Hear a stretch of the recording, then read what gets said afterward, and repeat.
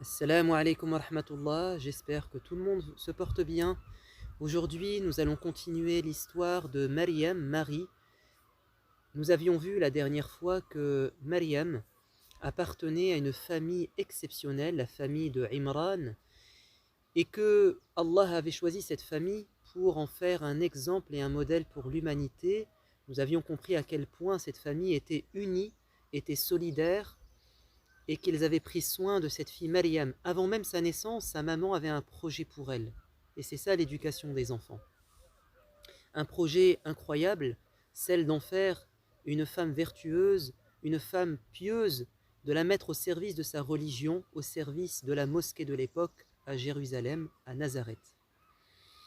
Aujourd'hui, nous sommes en compagnie de deux enfants, c'est Rachid et Umaïma. Rachid et Umaïma, nous nous sommes arrêtés la dernière fois dans le récit de l'histoire de Maryam à sa vie dans le temple, la mosquée. Nous avions dit que le prophète de l'époque, Zacharia, qui était un membre de sa famille, avait été choisi par Dieu à partir d'un tirage au sort pour s'occuper d'elle, la prendre en charge.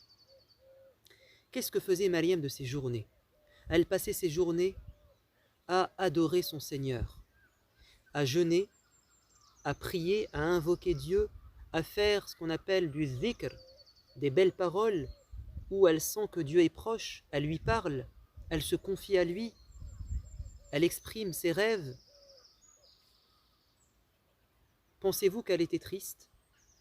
Pensez-vous que cette fille, qui avait une vie différente des adolescents de son âge à l'époque, était frustrée? Je ne pense pas. Je suis même sûr qu'elle était beaucoup plus joyeuse et heureuse que la plupart des femmes et des filles de son époque. Car pour nous, le bonheur en tant que croyant, en tant que musulman, en tant que musulmane, c'est de plaire à Dieu.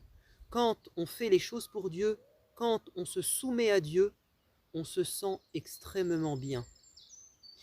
Je pense que beaucoup de femmes de l'époque ou de filles de l'époque, adolescentes, leur objectif, c'était de paraître, d'avoir un beau corps, de plaire aux gens physiquement, peut-être de gagner beaucoup d'argent, d'être célèbre. Peut-être passaient-ils leur journée à s'amuser, à se distraire. Je pense que ces gens n'étaient pas heureux. Je pense que Maryam, elle, dont le seul objectif ou principal était de plaire à Dieu, était beaucoup plus heureuse que ces gens-là. Allah nous dit que ce qui apaise le cœur et nous rend heureux, c'est le fait d'être proche de lui, de lui parler, de penser à lui.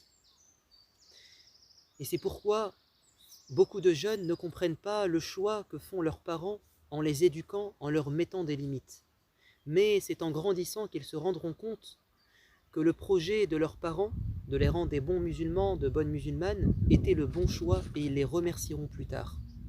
Comme Maryam a dû faire beaucoup d'invocations pour sa maman Hanna quand elle a compris, une fois dans le temple, ce que signifiait d'être proche de Dieu. Maryam a atteint un tel niveau de spiritualité qu'elle a dépassé tous les hommes de l'époque, ou pratiquement.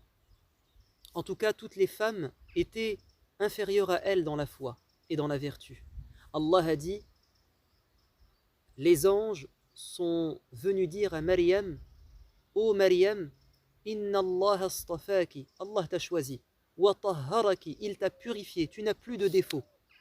Et le prophète de l'islam nous a informé que beaucoup d'hommes dans l'histoire ont atteint la perfection dans la foi et la morale. Peu de femmes ont réussi à atteindre ce niveau. Parmi ces femmes, il y a Maryam, la fille de Imran. Et les anges ont dit, tu dois t'adonner à l'adoration de Dieu, tu dois t'incliner, faire des inclinations, des recours, et tu dois aussi te prosterner, c'est-à-dire faire beaucoup de prières. Zacharia venait chaque jour lui apporter de la nourriture, c'est normal, c'était lui qui avait été choisi, mais ce qui était incroyable, exceptionnel, c'est qu'il trouvait déjà auprès d'elle des aliments, de la boisson. Étonné, il lui disait, mais qui t'apporte cette nourriture? Personne n'a le droit de le faire sauf moi. Et Maryam va lui dire, c'est mon Seigneur Allah. Ah bon, Allah? t'apporte de la nourriture par miracle, il te fait des miracles à toi, Maryam? Elle lui a dit bien sûr, Allah fait ce qu'il veut, il donne ce qu'il veut à qui il veut, comme il veut. Et là, Zacharia va reprendre confiance dans la toute-puissance de Dieu quant à la réalisation d'un rêve qu'il avait depuis toujours, c'est d'avoir enfin un enfant. Alors qu'il était extrêmement âgé, ses cheveux étaient tout blancs, il était faible, ses os étaient très vieillis, et sa femme était stérile, elle ne pouvait pas avoir d'enfant. Malgré ces impossibilités, puisqu'il a vu que Maryam avait un miracle, il a repris confiance et il a imploré Dieu pour avoir un enfant, un garçon qui pourra être un prophète après lui, car après lui, il n'y aurait plus de guide pour sa communauté. Et Dieu va lui dire, oui, il va envoyer des anges, lui annoncer la bonne nouvelle alors qu'il était en pleine prière dans sa petite mosquée, en lui disant, Allah va te donner un fils dont il a choisi le nom, ça sera Yahya, qu'on appelle Jean-Baptiste dans la Bible, et il sera un exemple et un modèle, même étant jeune, ça sera quelqu'un de différent des autres enfants et adolescents, ça sera un homme sage, un enfant sage plutôt. Maryam va continuer sa vie, et plus elle grandit et plus elle prend de la distance. Elle va dans un endroit à l'est pour être en retraite spirituelle, comme l'ont fait beaucoup de prophètes, notamment le prophète Muhammad dans la grotte par exemple. Et un jour, voilà qu'un homme vêtu de blanc se présente à elle. Elle ne le connaît pas. Il a découvert l'endroit où elle était. Elle prend peur. Elle est seule. Et là, la réaction d'une croyante, d'une musulmane, d'une femme qui veut protéger son honneur, c'est de dire « Écarte-toi de moi, ne me touche pas. Je n'accepte pas que quelqu'un pose la main sur moi. Qui es-tu? Ya Allah, protège-moi de cet homme. » Et l'homme va dire « Je suis un ange. Allah m'a envoyé, je suis l'ange Gabriel. Je suis venu t'annoncer une belle et une grande nouvelle, un nouveau miracle dans ta vie, encore plus grand que les autres. Dieu va te donner un enfant, un garçon, qui deviendra un prophète, qui sera un miracle et un signe pour l'humanité. » Elle va dire « Mais comment est-ce possible? Je ne suis pas mariée. » Et l'ange va lui dire « Mais ne sais-tu pas qu'Allah est capable de tout? Comme il te donnait de la nourriture, il peut te donner un enfant. » Et Maryam va sentir les contractions, pardon, elle va sentir plutôt son ventre grossir, la grossesse, et elle va continuer à s'isoler, à faire des retraites spirituelles, surtout pour cacher son ventre, pour que personne ne doute d'elle et ne pense que c'était une femme de mauvaise vie, qui avait une double vie, qui prétendait adorer Dieu, mais qui en réalité avait un homme avec elle. Et après 9 mois, elle va sentir les contractions, c'est-à-dire les douleurs de l'enfantement, et elle va s'appuyer sur un palmier, et elle va accoucher toute seule. Mais avant d'accoucher, alors qu'elle souffrait, elle a dit « Ya Allah, j'aurais préféré mourir, disparaître avant ce jour. Non pas qu'elle ne soit pas contente d'avoir un fils, c'est le rêve de toute maman, mais parce qu'elle sait que son peuple, quand ils vont savoir qu'elle a un enfant, ils vont l'accuser, et ils vont l'insulter, et ils vont penser que c'est une femme qui fait des bêtises, qui ment, qui est hypocrite. Et ça doit être la pire des choses pour un croyant. La chose la plus importante, c'est d'avoir un bon comportement, c'est d'être un modèle et un exemple. Et quand elle va accoucher, alors qu'elle était extrêmement épuisée, vidée de son énergie, elle avait besoin d'être aidée, elle aurait pu mourir, elle a perdu du sang. Voilà que son enfant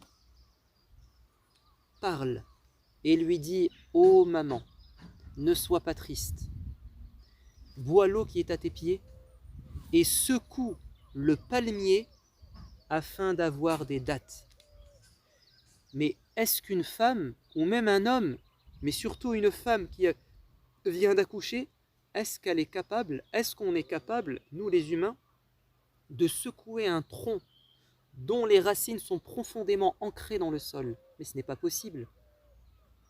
Qu'est-ce que Dieu a voulu lui dire? Il a voulu dire « Ya Maryam, ta vie a changé. tu ne recevras plus de nourriture du ciel. Car maintenant tu vas connaître des épreuves et tu dois être forte. Secoue le palmier pour faire tomber des dattes. C'est-à-dire fais des efforts.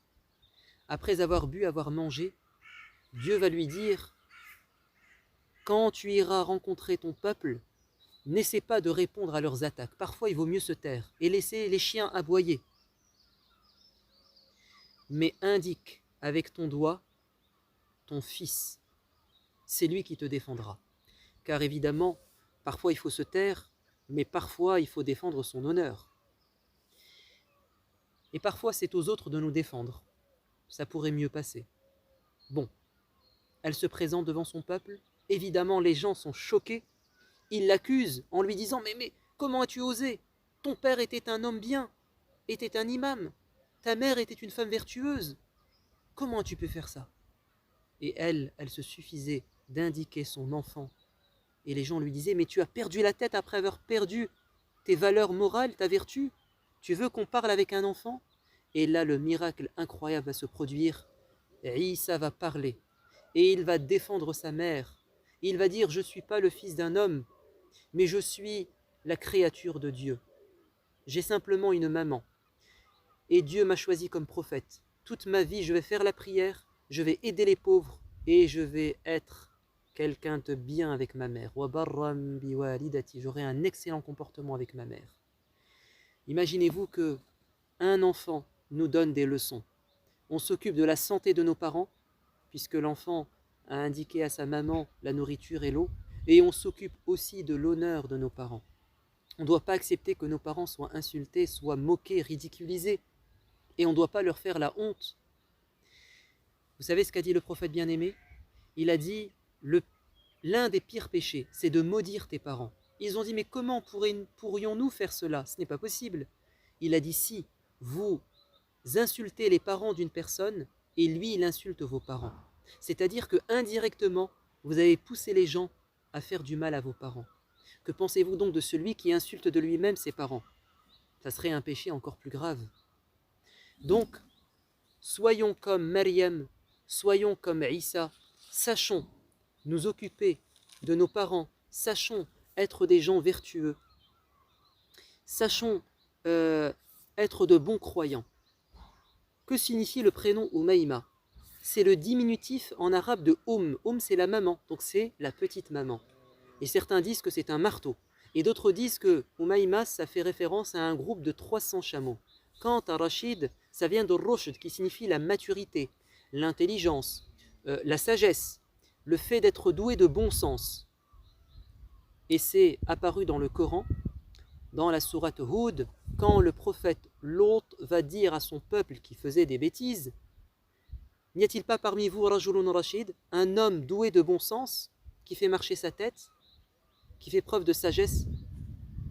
Donc Rachid et Umayma sont deux beaux prénoms, soyez-en fiers. Et je vous dis à la prochaine fois pour parler d'un autre héros, d'une autre héroïne. Wassalamu alaikum wa